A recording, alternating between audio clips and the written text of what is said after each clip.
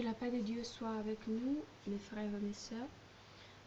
Je vous embrasse et que Dieu puisse guider cette enregistration afin que sa volonté soit faite et non pas la mienne.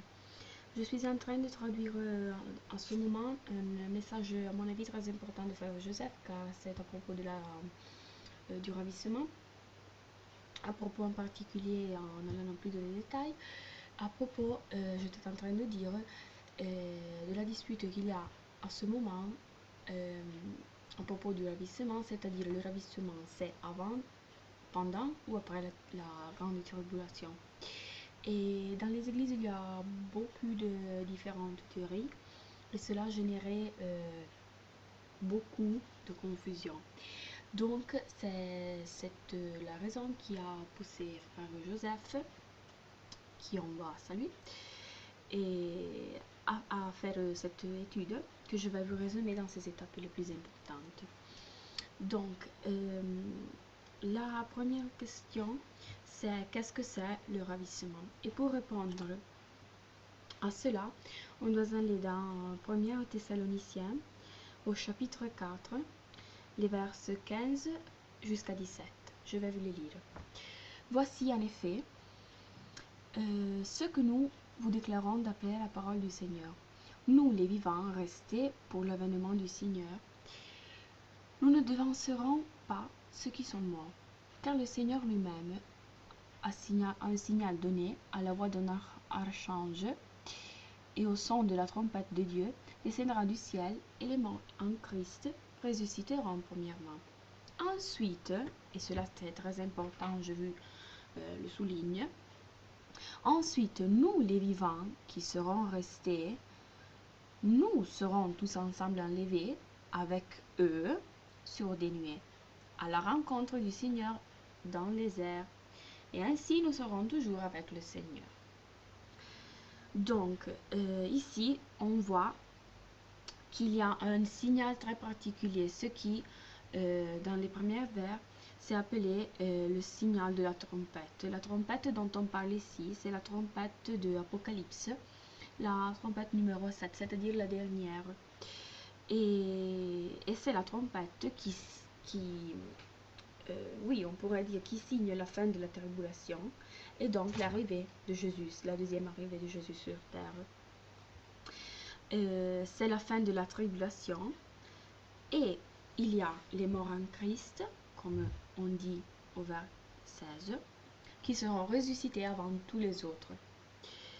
Et après, il y aura tous les croyants, car il y a écrit dans la parole que tous les hommes et tous les yeux des hommes le verront quand Jésus arrivera pour la deuxième et définitive grâce à Dieu foi. Tous les vivants seront ravis. C'est la même chose qu'on dit en Daniel 12, 2, 3, que je vous lirai après.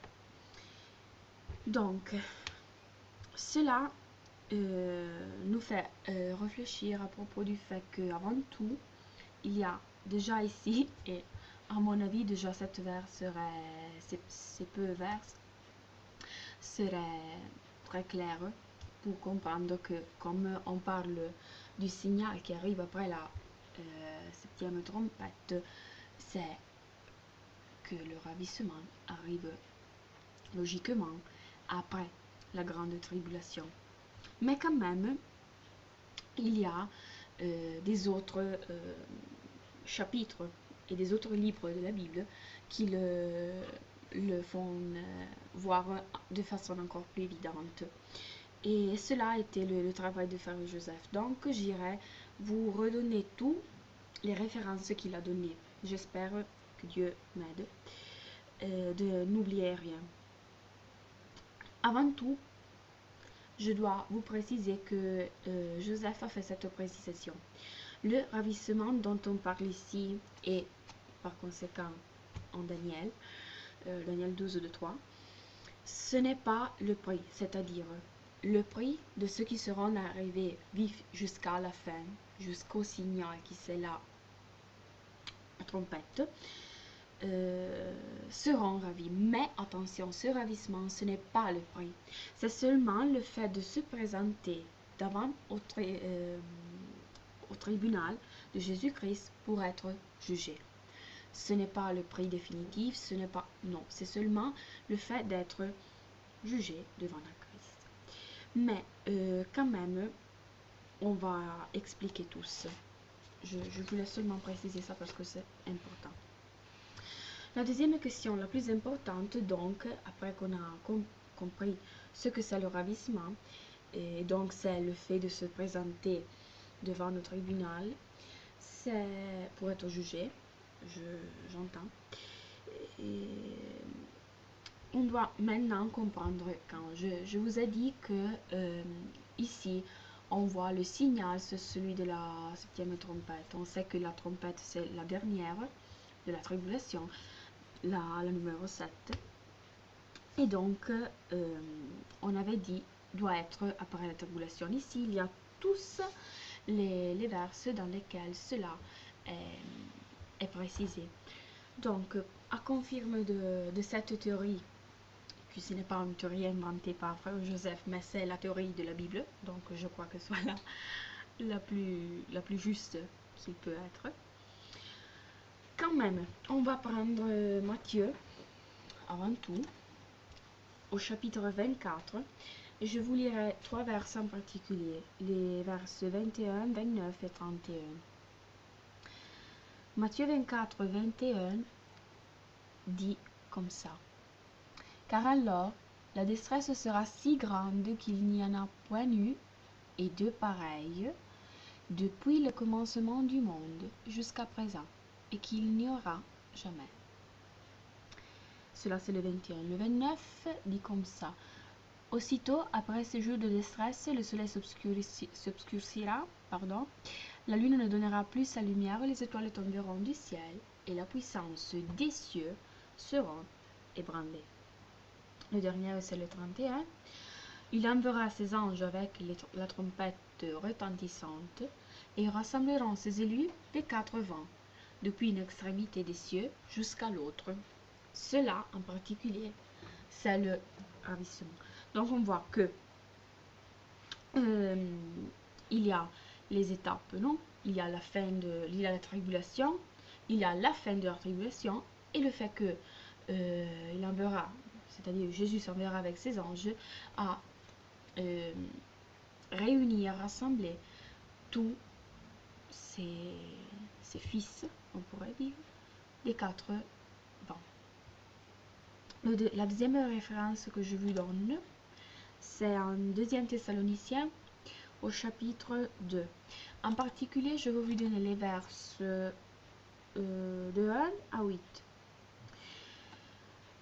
Pour ce qui concerne l'avènement de notre Seigneur Jésus-Christ et notre réunion avec lui, nous vous prions, frères, de ne pas vous laisser facilement ébranler de votre bon sens et de ne pas vous laisser troubler, soit par quelque inspiration, soit par quelques paroles ou par quelques lettres qu'on dirait venir de nous, comme si le jour du Seigneur était déjà là.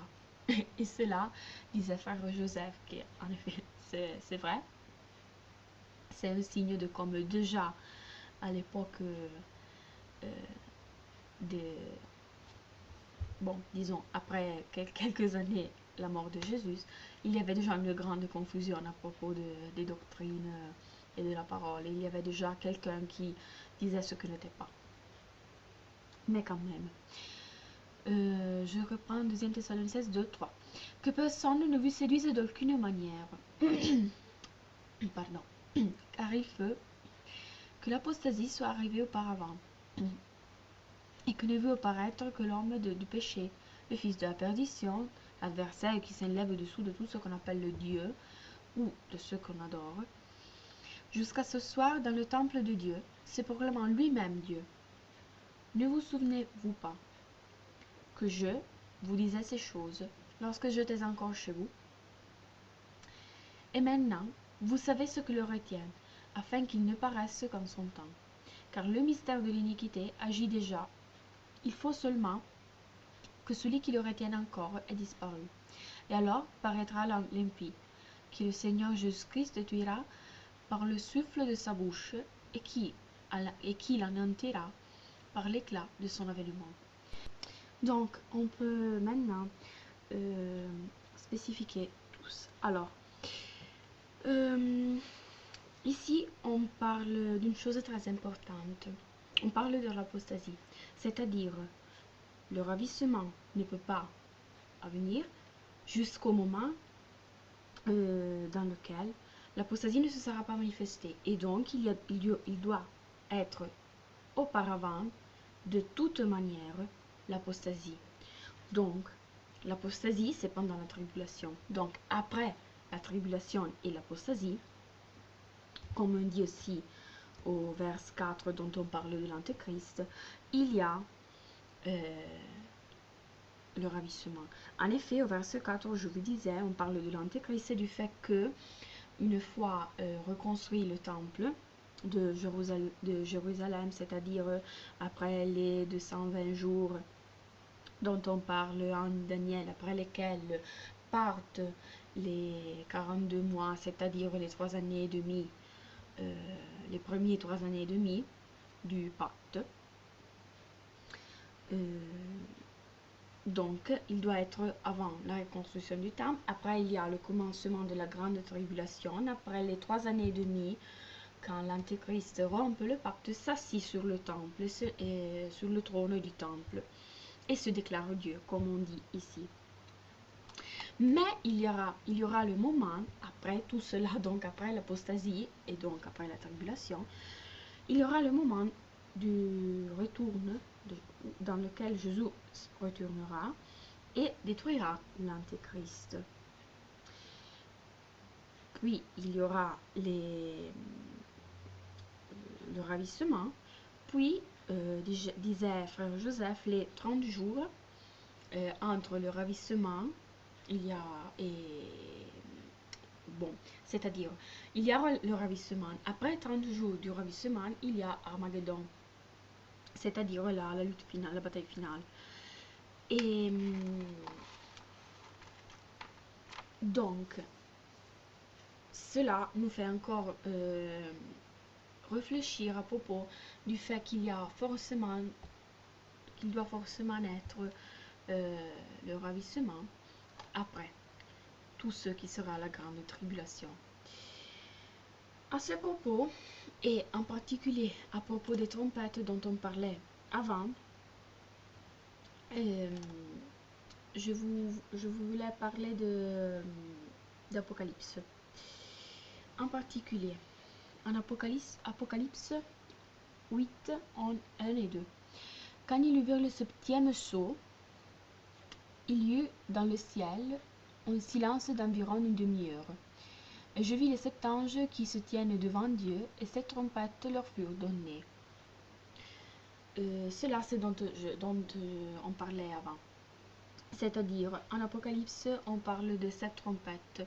Ces trompettes correspondent à des particuliers événements. La 7e trompette, c'est le final, celle qui signe la fin de la grande tribulation, et donc qui préannonce l'arrivée de Jésus, qui nous sauve grâce à Dieu. On disait dans les Thessaloniciens qu'il y avait ce signal de la 7e trompette, et c'est exactement cette trompette-là dont on parle ici. Donc, disait frère Joseph, comme l'enfer est en train d'arriver sur terre, car les temps sont vraiment stricts, il y aura donc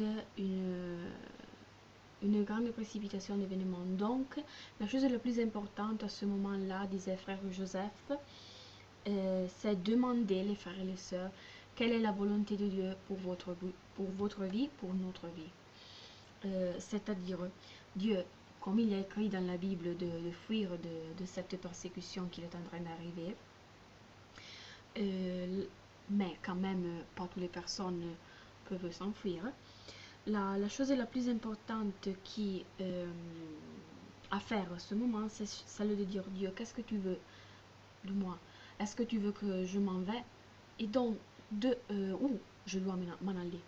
Je dois aller au dehors de l'Europe, car l'Europe sera un peu le centre avec l'Amérique et en particulier les États-Unis de tout ce qui sera la grande tribulation, non? Les événements les plus forts se passeront ici. Donc, à ce propos, je vous dis qu'il y a d'autres vidéos et d'autres enregistrations qui parlent de cela plus dans le détail, mais quand même, cela c'est un parler à nouveau de cette chose parce que c'est la plus importante à ce moment-là. Demander à Dieu ce qu'il veut de nous et se préparer, si Dieu le veut par nous, à fuir, à aller dans un réfugié, à se réfugier de quelque part qui soit une place où Dieu nous envoie pour être protégés comme la femme dans le désert. Et bon, après cela, je veux retourner sur ce qui c'était la chronologie du ravissement, de l'Apocalypse, de la tribulation, du ravissement. Donc, je veux vous donner la prochaine écriture, qui c'est en Corinthiens, 1 Corinthiens, au chapitre 15, les versets 51 et 52. Voici, je vous dis un mystère, nous ne mourrons pas tous, mais tous nous serons changés en un instant, en un clin d'œil, à la dernière trompette, c'est-à-dire le numéro 7, la dernière d'Apocalypse dont on parle, dont on a parlé auparavant. La trompette sonnera et les morts ressusciteront incorruptibles, et nous serons changés. Amen, merci Jésus. Ici, parle du ravissement, mais c'est une autre preuve du fait que le ravissement, c'est après la grande tribulation, quand on parle à la dernière trompette. Donc, avant la trompette sonne, c'est-à-dire la tribulation termine, c'est-à-dire le ravissement commence. À propos quand même de la chronologie des trompettes et donc de tout ce qui se passe par chaque trompette, par chaque son de chaque trompette, je vous renvoie au chapitre de l'Apocalypse 8 et 9, dans lesquels il y a quand même les événements les événements centraux de la grande tribulation. Donc je vous renvoie à ces deux chapitres très importants. Maintenant, si en restant dans l'Apocalypse, on va au chapitre 11, il y a vraiment des paroles très importantes. Je vous lirai plus ou moins tout le chapitre, bonne partie du chapitre 11, parce qu'il y a les informations les plus significatives. Et donc, je lis. Apocalypse 11, 1. On me donna un roseau semblable au verge en disant, lève-toi et mesure le temple de Dieu, l'autel, et ceux qui adorent. Mais le parvis extérieur du temple, laisse-le en dehors, et ne le mesure pas, car il a été donné aux nations, et elles le fouleront aux pieds de la ville sainte pendant 42 mois. Je vous souligne 42 mois, parce que ces 42 mois sont la tribulation, donc sont la deuxième partie de cette année du pacte qui l'Antéchrist fera, et sont les mêmes 42 mois dont on parle en Apocalypse 13.5, en Apocalypse chapitre 12, sont les mêmes dont a parlé le prophète Daniel au chapitre 9. Et c'est-à-dire, si vous comptez selon le calendrier juif que donc chaque mois est fait de 30 jours, donc si vous comptez, 42 mois sont 3 années et demie. Et donc sont là un temps, des temps et la moitié d'un temps dont parle Daniel.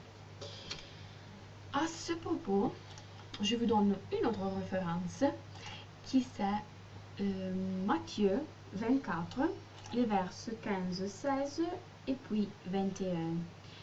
Et maintenant, je vous les prends et je vous les lis. C'est pourquoi, lorsque vous verrez l'abomination de la désolation dont a parlé le prophète Daniel, établi en lieu saint, que celui qui lit fasse attention. Alors, ceux qui seront en Judée fuient dans les montagnes. Et cela c'était le vers 15 et 16. Maintenant je vous lis le 21. Car alors la détresse sera si grande qu'il n'y en a point eu du pareil depuis le commencement et qu'il n'y en aura jamais plus. Donc, c'est-à-dire, ici on voit la chose importante ici à focaliser, c'est l'abomination de la désolation dont a parlé le prophète Daniel. C'est-à-dire l'image de la bête.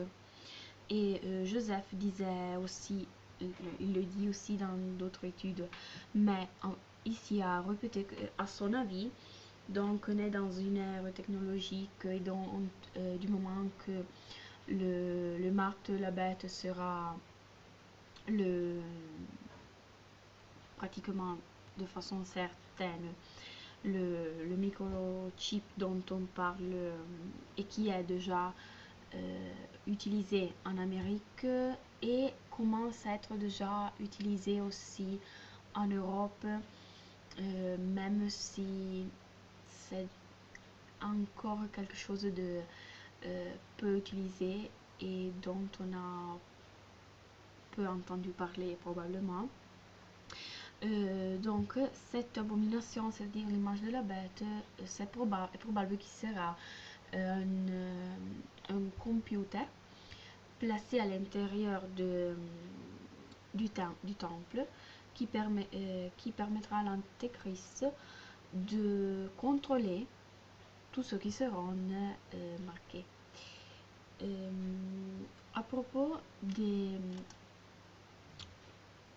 42 mois, qui sont les 3 années et demie, je reprends Apocalypse 11, 3.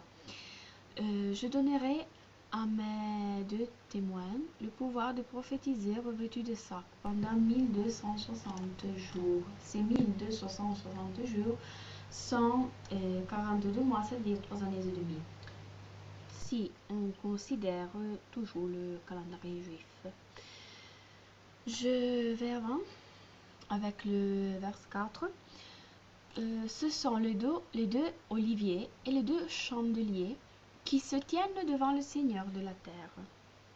Alors, ce vers est très important avec le précédent, c'est-à-dire 3 et 4. Le moment qui parle des 2 témoins qui prophétiseront pendant tous les 3 années de la grande tribulation, et avec la protection de Dieu, sans avoir donc la permission, sans que le diable puisse les détruire et puisse leur empêcher d'accomplir le devoir que Dieu leur a donné. À ce propos, je vous renvoie à Apocalypse au chapitre toujours 11, verset 5, que j'irai lire de toute manière. Et aussi à l'histoire d'Élie qui est racontée en 2e roi et au chapitre 1, je crois. Mais quand même, je vous donne une autre référence de toute autre typologie, car le frère Joseph a conseillé la vision d'un film qui... Je ne sais pas vous dire quel est le titre en français, mais le titre original, qui c'est en anglais, et qui c'est Left Behind. Et vous devez l'écrire L-E-F-T espace B-E-H-I-N-D. C'est un film, disait le frère, qui parle à propos de prophètes qui prophétisent pendant une période qui semble être de toute façon l'Apocalypse et qui sont quand même persécutés. Donc c'est un film qui rend très bien là ce qui pourrait être un futur désormais très proche. Et je vous disais, à propos des deux témoins, de regarder aussi l'histoire d'Élie, qui lui aussi a été un prophète protégé par Dieu, qui a prophétisé contre le diable lui aussi, sans que le diable pouvait lui faire rien. À ce propos des deux témoins, il y a des personnes qui disent que pourrait être l'incarnation de Enoch et de Élie. Mais cela, on ne peut pas dire que c'est vrai, on ne peut pas dire que c'est faux. Simplement, il n'y a pas écrit dans la Bible. Donc, si quelqu'un vous dit cela, et vous le dit avec la Bible, n'y croyez pas. Croyez à ce qu'il y a écrit dans la parole, disait frère Joseph. Maintenant, je vais vous lire le vers 5 de Apocalypse 11 que je vous disais avant, qui se collègue à tout ce qu'on a dit jusqu'à présent. Et puis, je vais avant avec le vers 6. Donc, Apocalypse 11, 5. Si quelqu'un veut leur faire du mal, ici se réfère aux deux témoins, du feu sort de leur bouche et dévore leurs ennemis. Et si quelqu'un veut leur faire du mal, il faut qu'il soit tué de cette manière. Et donc, c'est pour cela que l'Antéchrist ne pourra pas les défaiter, ne pourra pas les tuer pendant la tribulation. 6. Ils ont le pouvoir de fermer le ciel afin qu'il ne tombe point de pluie pendant les jours de leur prophétie. Et ils ont le pouvoir de changer leurs eaux en sang et de frapper la terre de toutes espèces de plaies chaque fois qu'ils le voudront. Car on doit spécifier ce pouvoir est leur donné par Dieu, qui avec son esprit, qui envoie son esprit afin que, pardon, aujourd'hui ma voix c'est sur terre, si possible, quand même que Dieu m'aide afin que je puisse porter à la fin ce message.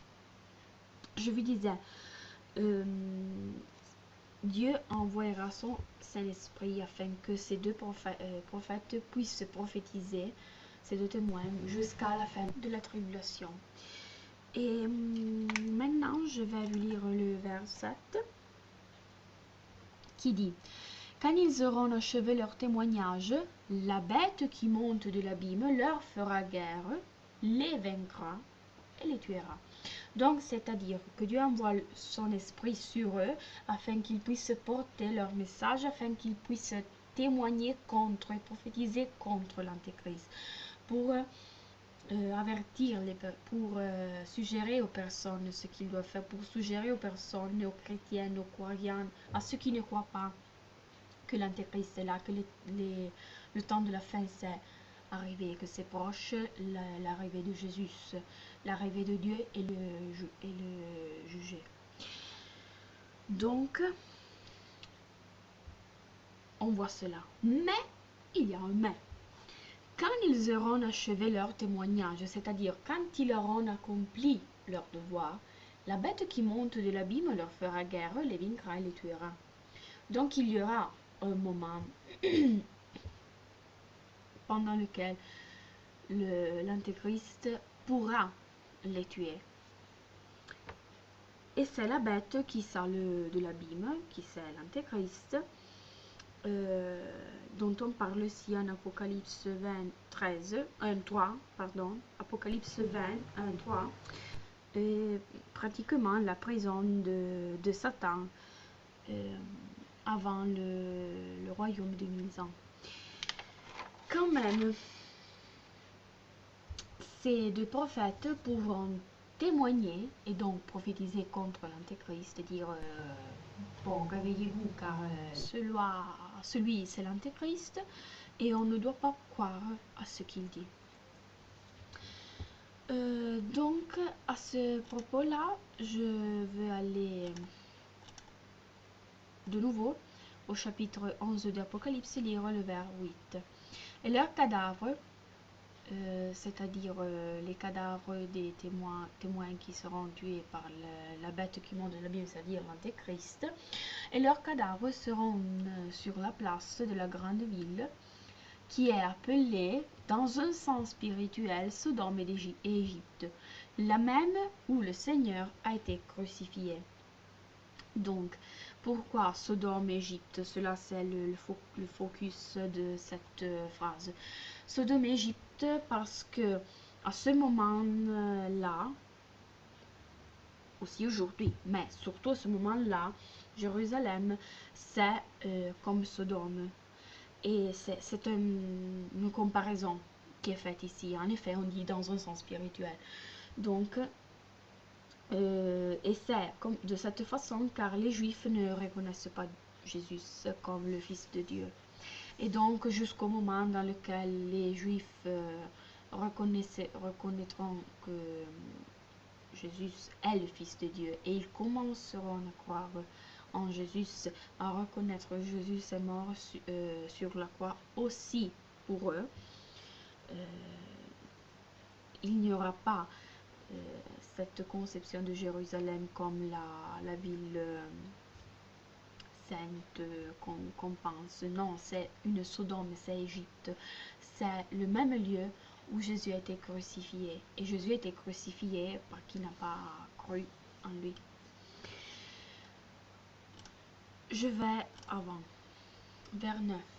Des hommes d'entre les peuples, les tribus, les langues et les nations verront leurs cadavres pendant 3 jours et demi, et ils ne permettront que leurs cadavres soient mis dans un sépulcre. Et pourquoi cela? Parce qu'on lira après qu'ils seront ressuscités par Dieu. Donc, il y aura ces 3 jours et demi pendant lesquels les cadavres les pauvres de témoins seront affigés dans cette nation, sur la grande place de la grande ville.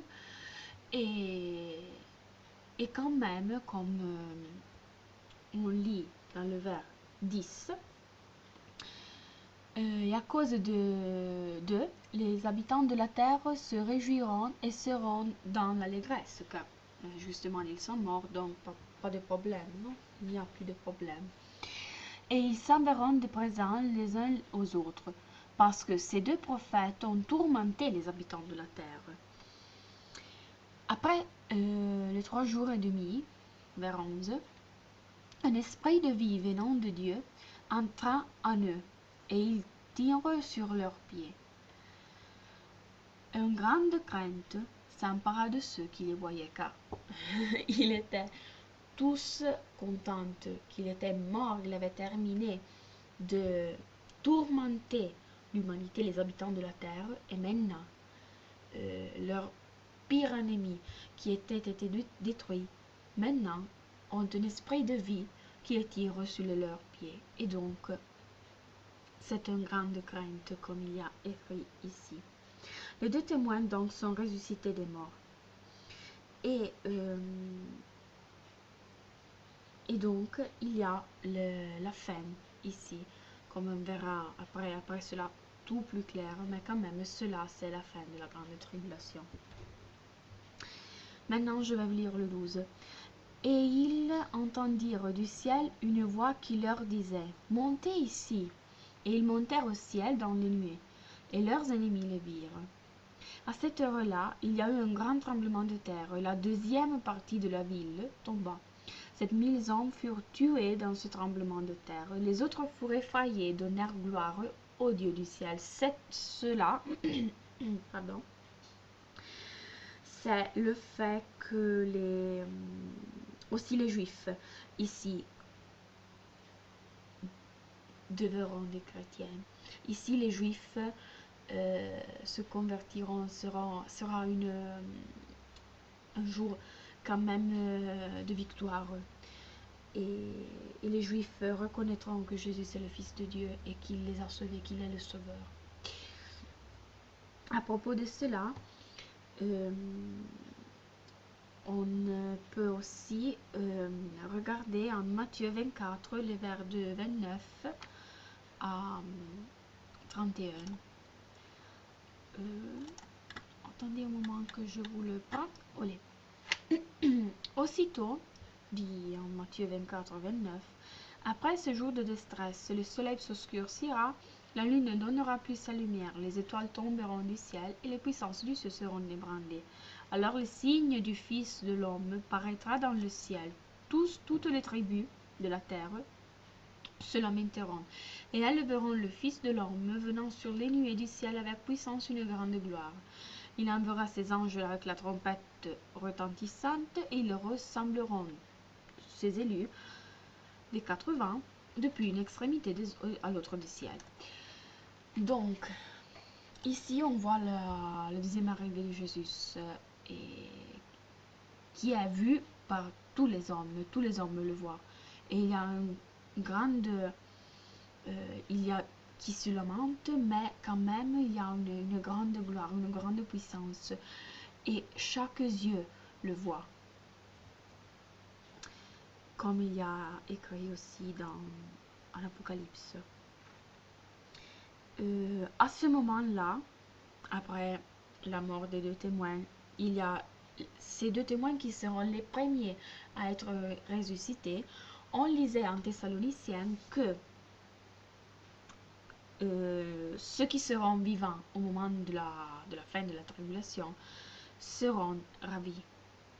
Mais avant qu'ils soient ravis, il y a la résurrection de ceux qui sont morts en Christ. Et donc, à partir de la résurrection des 2 témoins, il y aura la résurrection des morts en Christ, puis il y aura le ravissement, qui c'est le fait de se présenter devant le tribunal de Jésus. Cela n'est pas le prix. Le prix de ceux qui ont passé la grande tribulation, c'est pas d'être ravis. Cela, c'est seulement d'être jugé. Et cela, c'est très important. Après, donc, ce ravissement, il y a les 30 jours de Armageddon, les 30 jours de pause, disons, et après Armageddon, qui sera manifeste avec la définitive rupture du mont des Olives. Et il y a déjà, si vous allez chercher si vous surfez sur le net, vous trouvez déjà qu'il y a une crève sur le mont des Olives. Et si vous voyez cette crève, cela serait le lieu de Armageddon. Cela serait le lieu où Jésus mettra son pied. En mettant son pied, il y aura cette rupture définitive et commencera Armageddon. Et donc, il y aura la bataille contre les nations. Celle des 2 prophètes, donc, c'est la première résurrection. Après, il y a le ravissement, qui sera vu par quiconque. Maintenant, je veux vous lire Apocalypse 11, 14 et 15,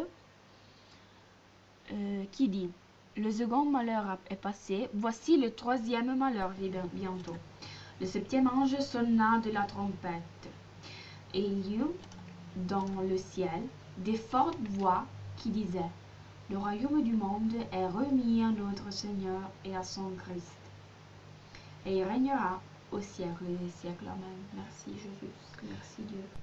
Donc, on a vu qu'il y a la fin de la tribulation, la résurrection des témoins, la première résurrection des morts en Christ, le ravissement. Mais qu'est-ce qui se passe après le ravissement, donc après la tribulation? À ce propos, on va voir Apocalypse 24, chapitre 20, vers 4. Et je vis des trônes, et à ceux qui s'y assirent fut donné le pouvoir de juger.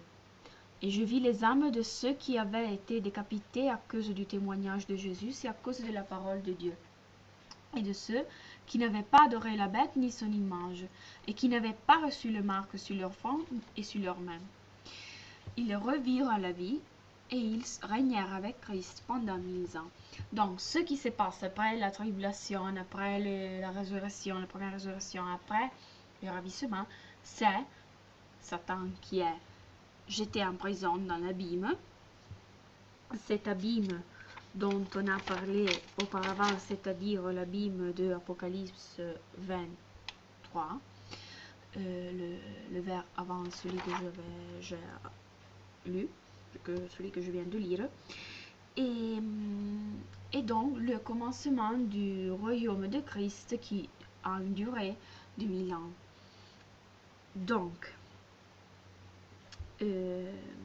ici, on voit la chronologie du ravissement. Si on met ce tout petit vers, avec les 3 vers de 1er Thessaloniciens 4, 15 à 17, on voit la chronologie du ravissement. Et cela, c'est vraiment clair. 1. La tribulation. 2. La première résurrection, dont on parle en Apocalypse 20. 3. Le rencontre des vivants avec le Seigneur dans l'air, c'est-à-dire le ravissement.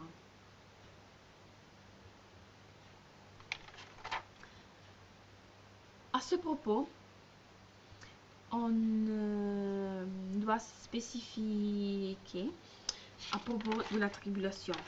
La tribulation dont on parle en Daniel 12, 1 et Daniel 12, 6, 7. On parle d'un temps et des temps de la moitié d'un temps. C'est-à-dire, en hébreu, cela c'est la parole semaine, un temps, c'est-à-dire, c'est cette année. Donc, si on prend un temps d'état la moitié d'un temps, c'est un temps d'état la moitié, donc un temps d'état c'est cette année, la moitié d'un temps c'est la moitié de cette année, donc 3 années et demie. Donc, il y aura le pas de cette année. Avant cette année, il y aura 220 jours de reconstruction du temple de Jérusalem. Après ces 220 jours, il y aura le pacte de l'Antéchrist. Et ils commenceront cette année. C'est cette année qui devra être des années de paix, de sécurité. Mais en réalité, après les premiers 3 années et demie, il y aura l'abomination de la désolation qui sera coloquée au temple. Et donc l'Antéchrist qui se proclame Dieu, qui va être adoré comme s'il fût Dieu. Et donc, cela c'est la tribulation. La tribulation qui commence après 3 années et demie et qui dure pour la deuxième moitié de cet temps, c'est-à-dire pour les derniers 3 années et demie. Ce sont les 42 mois pendant lesquels les 2 témoins auront la possibilité et le privilège de servir Dieu en prophétisant contre l'Antéchrist. Puis après ces 42 mois, ils seront battus, ils seront tués, ils seront exposés, leurs cadavres seront exposés sur la place pour 3 jours et demi, mais après, ils seront ressuscités. Il y aura la première résurrection et donc le ravissement. Puis, Armageddon.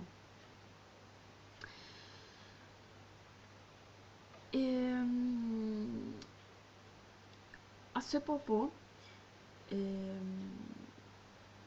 on voit que si on prend Daniel au chapitre 12, les vers 2 et 3, il y a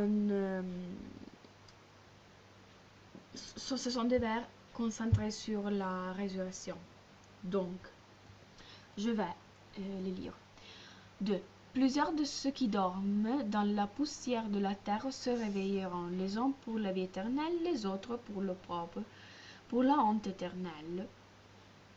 Ceux qui auront été intelligents brilleront comme le splendeur du ciel, et ceux qui auront enseigné la justice et la multitude brilleront comme les étoiles, à toujours et à perpétuité. Donc, ici, on voit que il y a 2 typologies de résurrection. La résurrection des condamnés et la résurrection de vie éternelle. C'est-à-dire, il y aura qui sera jugé et qui sera condamné, comme on voit ici, à la honte éternelle, et qui brillera comme le splendeur du ciel, car il aura enseigné la justice, et donc la résurrection à vie éternelle. Si maintenant on retourne à Apocalypse 24, on voit qu'on y parle des trônes. Et je vis des trônes, et à ceux qui s'assirent fut donné le pouvoir de juger. Donc, tout le monde se présente pendant le ravissement au tribunal de Jésus, et donc est jugé. Mais ces trônes sont remplis seulement par ceux qui ont été fidèles. Et c'est-à-dire, il y a différentes typologies de chrétiens. Donc, chacun de nous, c'est un chrétien différent. Il y a des chrétiens qui sont fidèles, il y a des chrétiens qui ne sont pas si fidèles. Il y a des chrétiens qui mettent à la première place Jésus, qui mettent à la première place Dieu. Il y a des chrétiens qui, oui, croient en Dieu, croient en Jésus, croient qu'il est leur sauveur, mais qui probablement ne le servent avec en esprit et en vérité.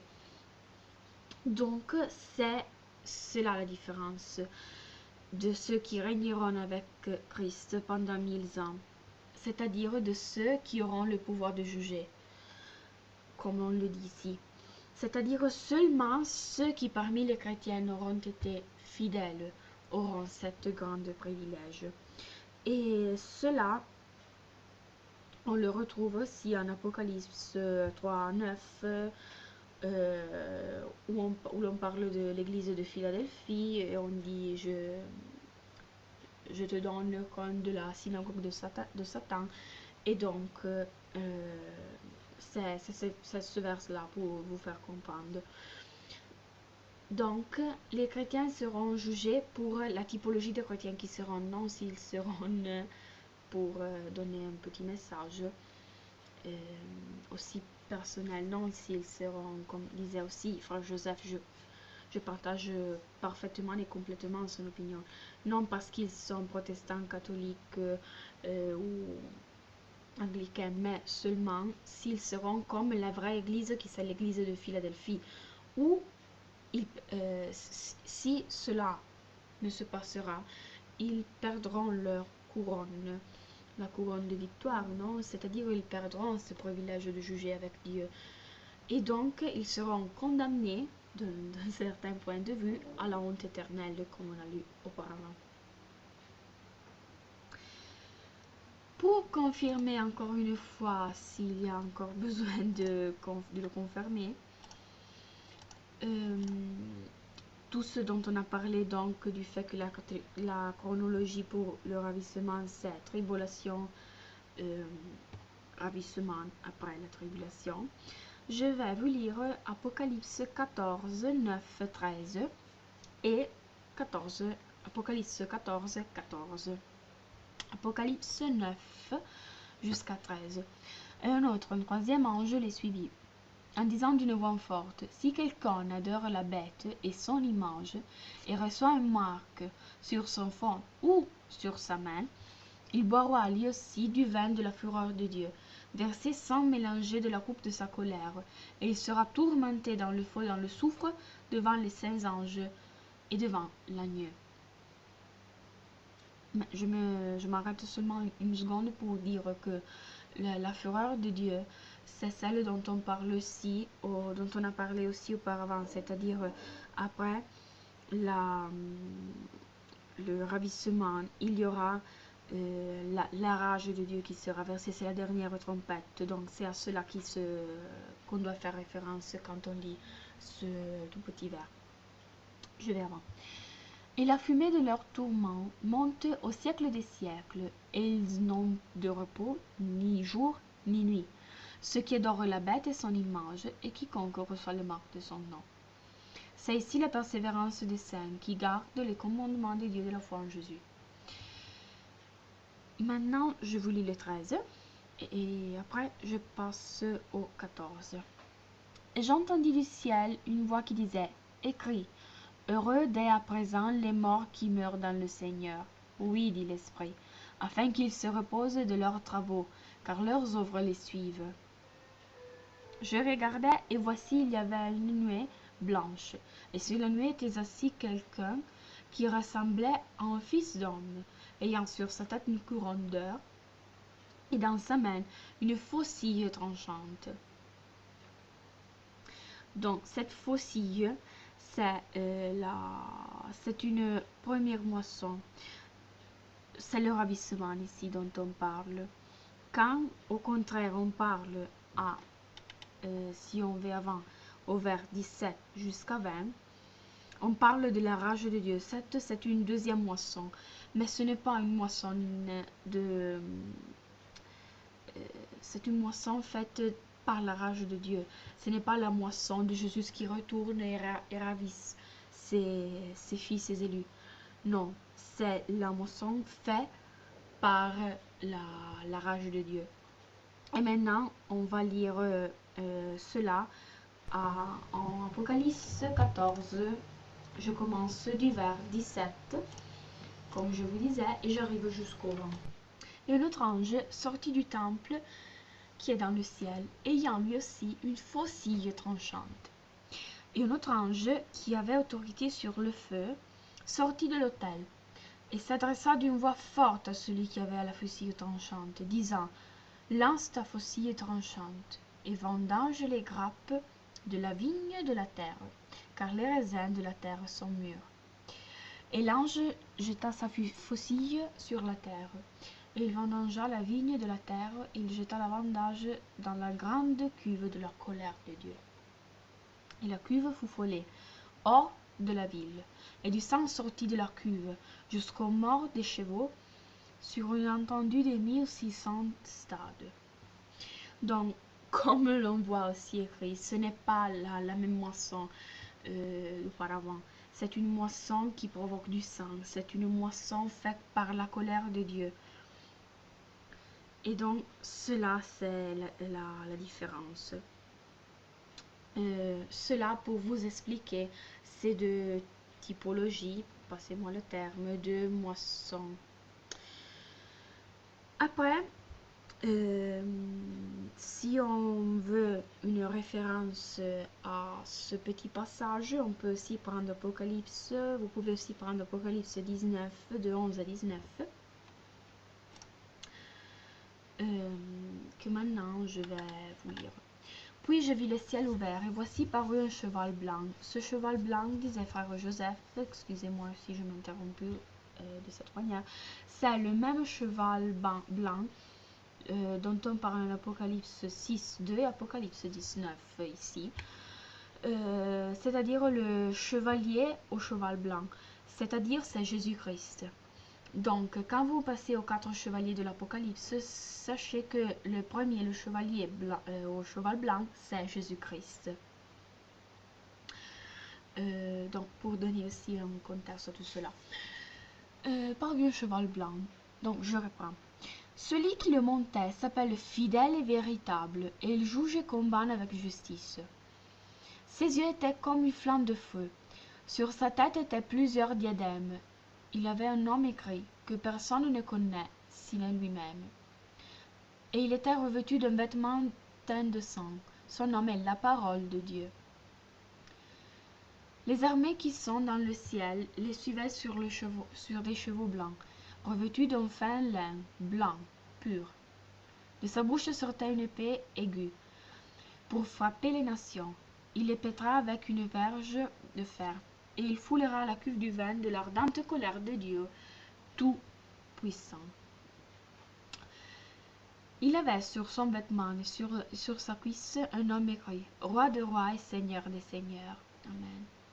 Et je vis un ange qui se tenait dans le soleil, et il cria d'une voix forte, disant à tous les oiseaux qui volaient par le milieu du ciel, venez, rassemblez-vous par le grand festin de Dieu, afin de manger les chairs des rois, la chair des chefs militaires, la chair des puissants, la chair des cheveux de ceux qui les montent, la chair de tous, libres et esclaves, petits et grands.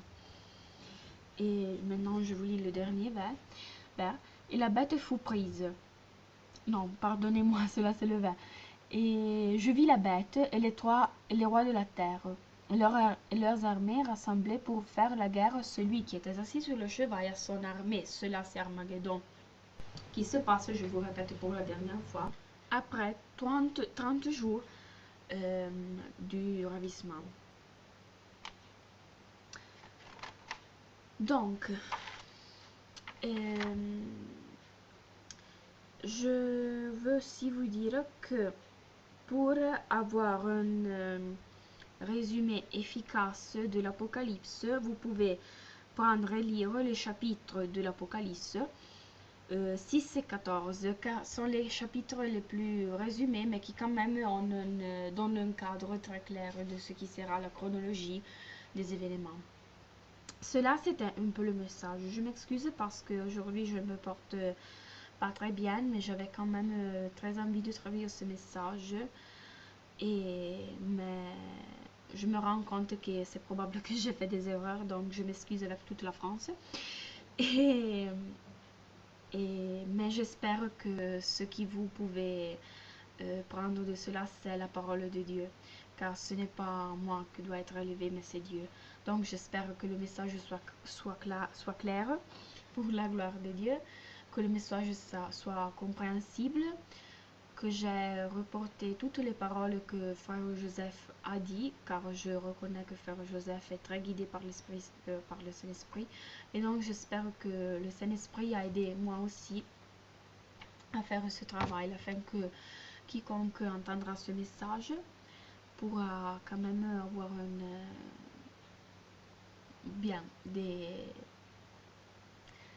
une réflexion plus approfondie et même plus claire sur ces arguments. Je vous embrasse avec l'amour du Seigneur Jésus-Christ. Je vous donne un saint bain et que Dieu nous bénisse. Un bisou et bonne journée.